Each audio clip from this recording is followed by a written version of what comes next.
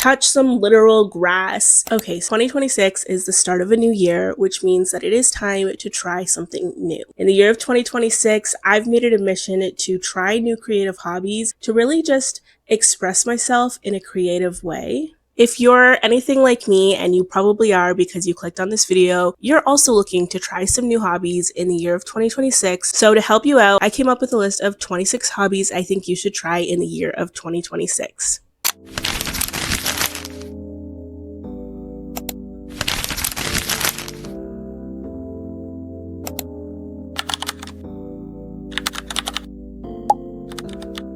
If you are new here, my name is Autumn. This is my house, and all of my content revolves around me doing things mostly around the house. I'm trying cozy hobbies, baking, cooking, reading, which is one of my favorite things to do around the house. And I would love to share this creative and cozy journey with you. So consider giving this video a like and subscribing to my channel if you want to get some inspiration for ways to make home feel more cozy and find some new life and some new excitement if you are bored and looking for things to do around the house.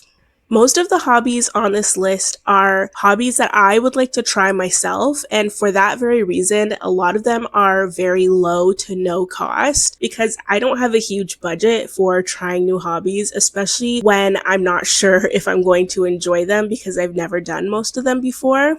So I have tried to keep this relatively cost effective. There are a few that will require you to spend some money to gather supplies. However, none of them are like subscription based or high cost hobbies. If any of these pique your interest, or if you're planning to try any of these hobbies, please leave that in the comments because I would love to hear how your journey's going, what you're going to implement in order to start doing these hobbies. And also, if you have any other ideas that are in the same realm as some of these hobbies, feel free to share those because I'm always looking for inspiration. I think we can share in the inspiration and build a community of people who want to try something new in the year of 2026.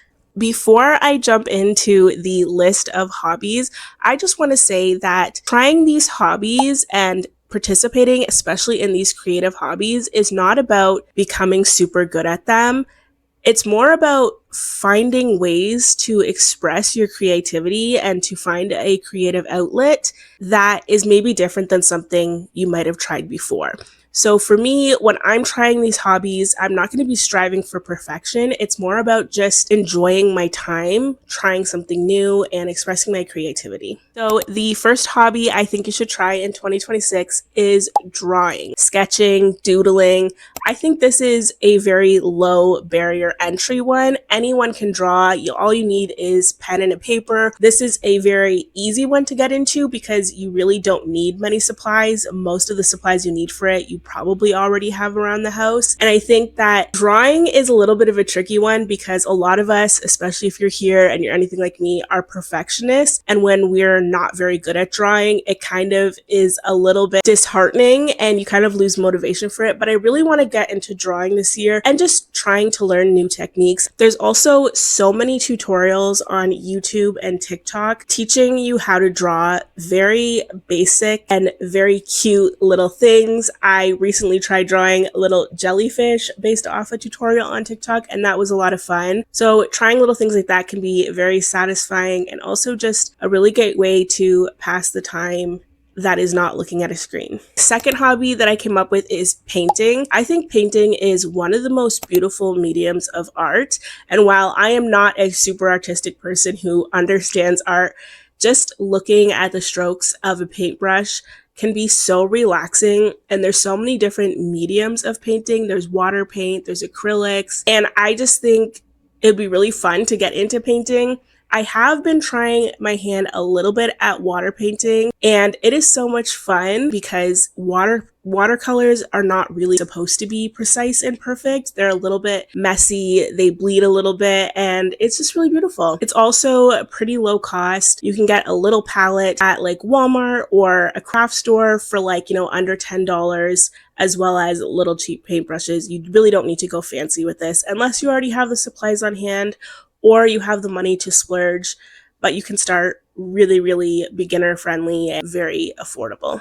Up third is crocheting. I have been seeing people crocheting the coolest things all over my TikTok algorithm. I saw a girl who crocheted like a giant cow, I think it was, for like a craft show, and I thought that was so cool. I've always wanted to try crocheting, but I've just never taken the leap. So I think this is the year where I'm going to try crocheting something. I'll probably start with one of those little kits that you can buy off Amazon where you can create like a little plushy animal, just to get me started to understand the basics of crocheting, because I think once I grasp that, then I'll be able to branch off into other projects. Number 4 is a hobby that I have been wanting to pick up for the longest time, and I honestly have no idea where to start, but I think maybe watching tutorials will be a great place to start, and that is quilting. When my husband and I got married almost 15 years ago, a family member on my husband's side of the family gave us a quilt, which is sort of a tradition in the family that when someone gets married, they're given a quilt, a handmade quilt. It is such a meaningful gift, and it's also one of my favorite blankets ever.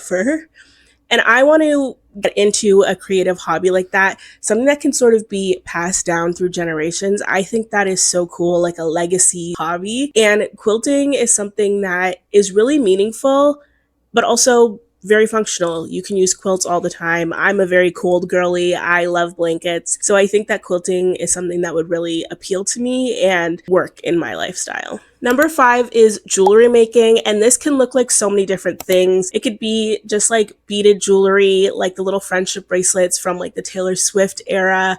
You can get into more complex jewelry making where you're playing around with different metals and stones.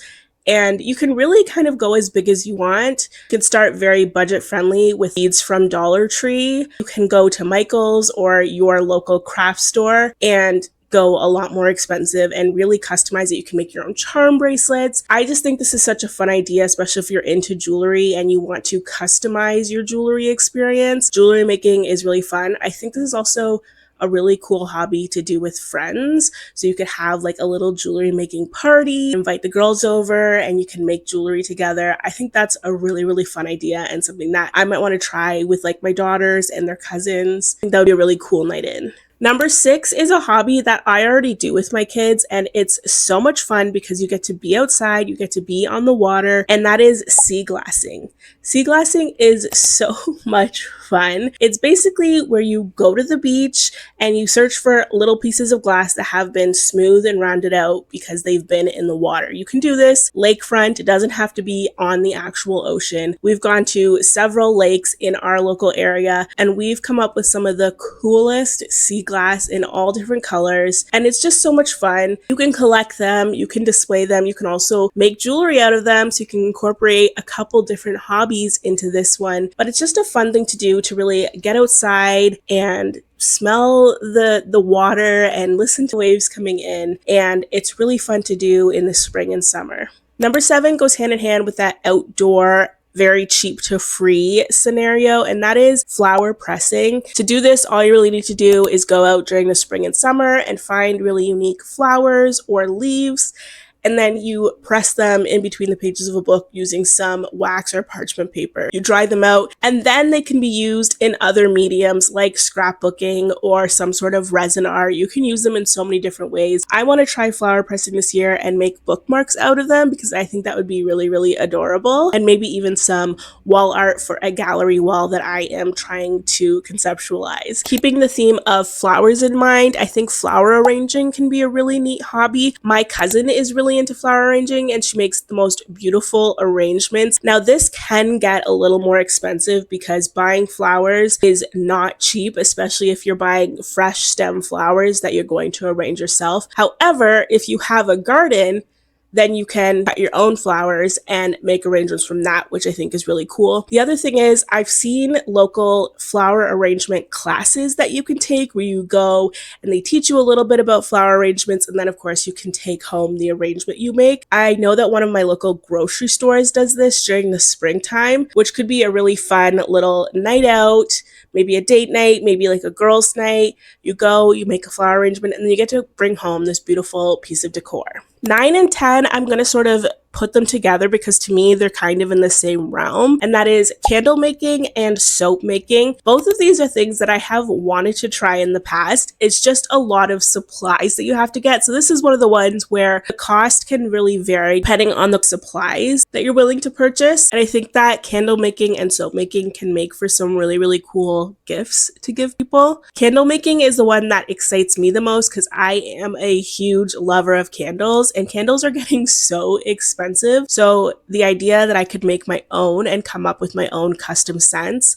really appeals to me, and I'm hoping to give that a try in 2026. Another one that is really, really cheap or free is photography, because most of you watching this will have a phone, and that's really all you need to get into photography. I have this camera that my father-in-law gave to me when I expressed interest in photography way, way back in like 2011 or 12, and it only has a long range lens. I've never gotten a short range lens for it, so I don't find it useful for day-to-day life, but I want to get into the habit of using this outdoors and shooting long range and really kind of understand the settings of this. Now, this camera is kind of older and obsolete, but it still works really well and takes incredible, clear, and crisp photos. And I'm really excited to get back into using this, especially outdoors during the spring and summertime and the fall. And I think that photography trains you to look for beauty in everyday situations, especially in nature. And again, it's so accessible because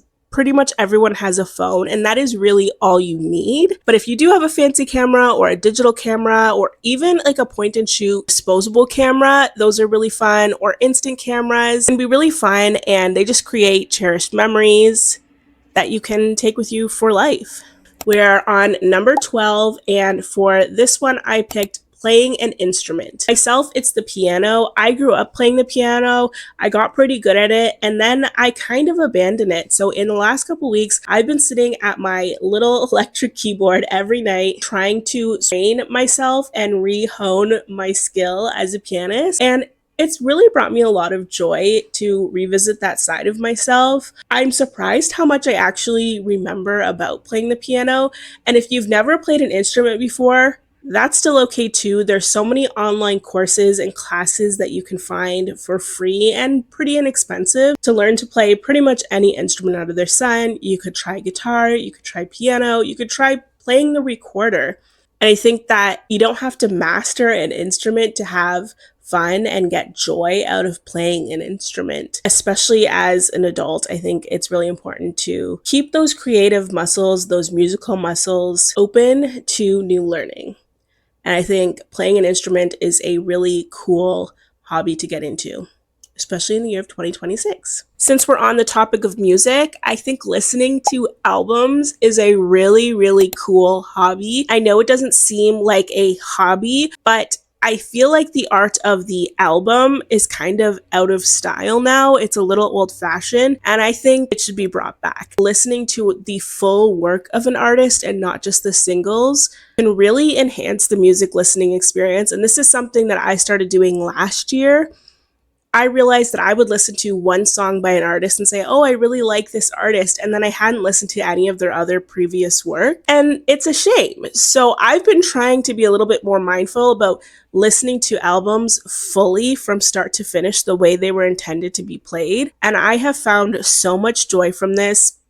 I started making a list of artists whose discography I want to go through systematically, and I'm going to try and take notes and pick out some new favorites. I think it's a great way to find new music from artists that you already love and enjoy, but also to kind of get like a lesson in music history. You can find it, I'll put the video in, but I was following a girl on TikTok and she was saying, these are the albums that if you love music, you should be listening to. And she was listing a bunch of historic albums that were like a really big moment in music and that sort of shaped music culture. And I realized that I hadn't listened to most of these albums all the way through. And I just think that's such a shame. So I've been trying to do that. I've been starting with artists that I already like, that I already enjoy, like Billie Eilish and Lana Del Rey, whose discographies I've never really dived into fully. I've been finding so many gems where I was like, I love this song and I didn't even know that Billie Eilish sang it. So I think it's really a cool hobby. It's a very cheap hobby, but it's also something that can be really stimulating, that can invoke so much conversation with other people who are music lovers.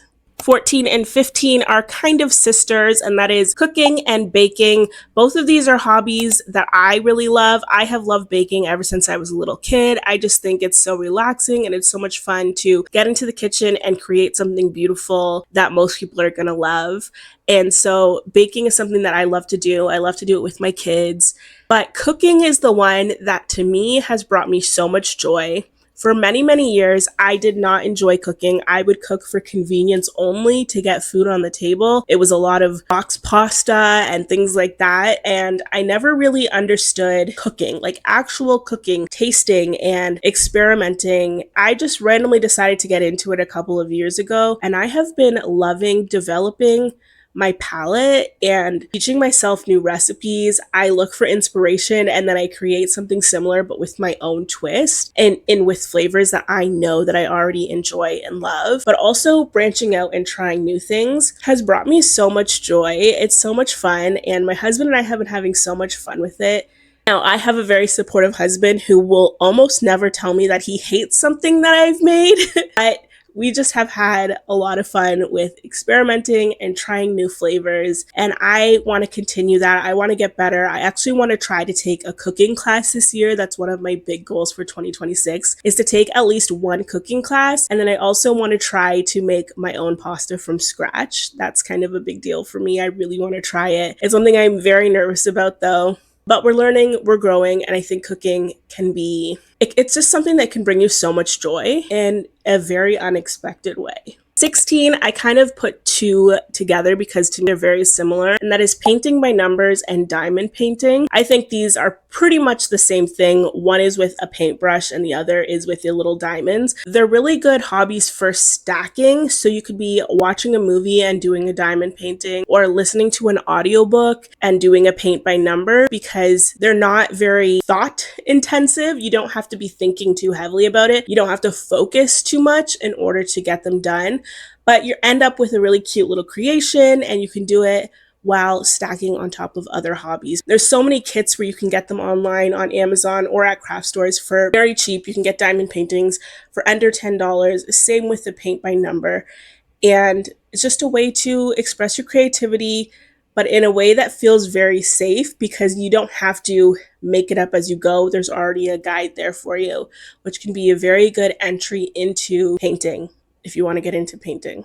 Number 17, puzzles is something that can be very meditative. There's no screens involved. Obviously, you have to use your brain. So it's a little bit of a brain training activity, but it's something that you can do over a period of time. If you have a little puzzle table, you can set it out. You can work on your puzzle for a couple of hours and then let it sit until you're ready to come back to it. I think I want to try doing like a really big puzzle with my kids this year at some point. This is very affordable. You can get puzzles for very, very cheap. Puzzles for a lot more depending on the size of the puzzle and the company that you're buying the puzzle from. Number 18, I have scrapbooking and junk journaling. Both of these you can do for very cheap or free. However, you can get into very, very, very high budget scrapbooking and junk journaling if that's something you're interested in. A lot of people who are into scrapbooking will buy a Cricut machine and they'll use that to print their own little scrapbooking elements. However, if you want to do something that's very cheap or even free, you can try junk journaling,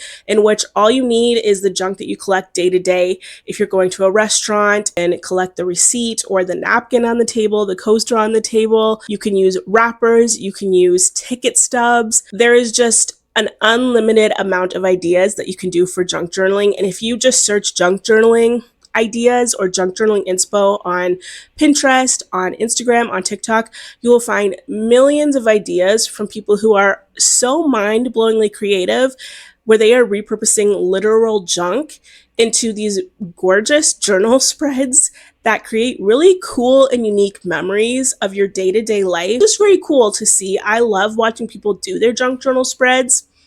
I don't know how good I'm going to be at junk journal spreading. I think I'm a little bit too much of a perfectionist. When I used to do scrapbooking back in the day, it would take me hours and days to do a single spread, and that stressed me out. However, I think junk journaling might be a little bit easier because the whole point of it is that it's not perfect. And I think that that would be something fun to get into, especially with the kids.